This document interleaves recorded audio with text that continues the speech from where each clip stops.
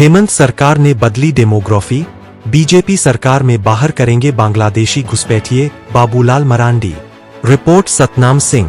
पाकुल, झारखंड में विधानसभा चुनाव की तैयारियां शुरू हो चुकी है। विपक्ष और सत्तापक्ष में आरोप प्रत्यारोप का दौर शुरू हो चुका है। चुनाव लड़ने के सबके अपने दावे और मुद्दे हैं। विधानसभा सीटों के समीकरण भी अलग अलग है। इसी कड़ी में बीजेपी प्रदेश अध्यक्ष बाबूलाल मरांडी ने पाकुल परिसदन में पत्रकारों को प्रेस वार्ता आयोजित कर हेमंत सोरेन पर संथाल परगना में बांग्लादेशी घुसपैठियों को बसाने का आरोप लगाया। उन्होंने कहा कि बांग्लादेशी घुसपैठ के कारण राज्य के संथाल परगना में आदिवासियों का अस्तित्व ही खतरे में पड़ गया है।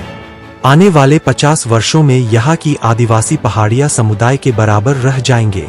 उन्होंने कहा कि आने वाले 50 वर्षों में यहाँ की आदिवासी पहाड़िया समुदाय के बराबर रह जाएंगे। आदिवासी की संख्या कैसे कम हो रही है, यह जांच का विषय है।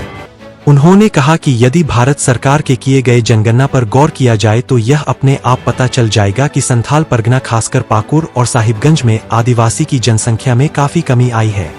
उन्होंने कहा कि वर्ष 2011 में किए गए जनगणना की आंकड़ों को यदि देखा जाए तो क्या पता चलता है कि संथाल परगना में जहां मुसलमानों की आबादी में वृद्धि हुई है तो वहीं आदिवासियों की आबादी घटी है।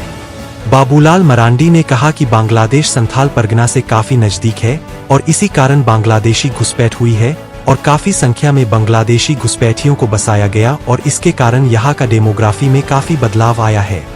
उन्होंने कहा कि मैं राज्य सरकार से मांग करता हूं कि राज्य सरकार SIT गठन कर तुरंत जांच कराए। उन्होंने कहा कि बांग्लादेशी घुसपैठ को लेकर राज्य सरकार पर जमकर बरसे।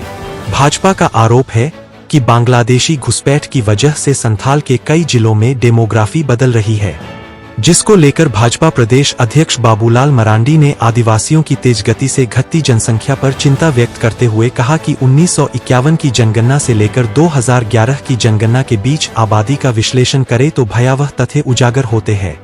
1951 में आदिवासियों की आबादी 44.69% थी, जो 2011 में 16% घटकर 28.11% हो गई, जबकि मुस्लिम आबादी इस बीच 9.44% से बढ़कर 22.73% हो गई।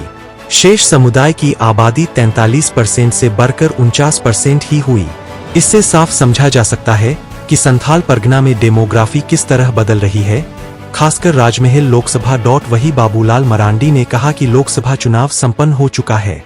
इसके बाद जो आंकड़े सामने आए उसे आंकड़े का अध्ययन किया गया तो यह बात सामने आई कि साहिबगंज और पाकुर में बड़ी संख्या में वोटरों का नाम डिलीट किया गया। इसकी शिकायत चुनाव आयोग को की गई है।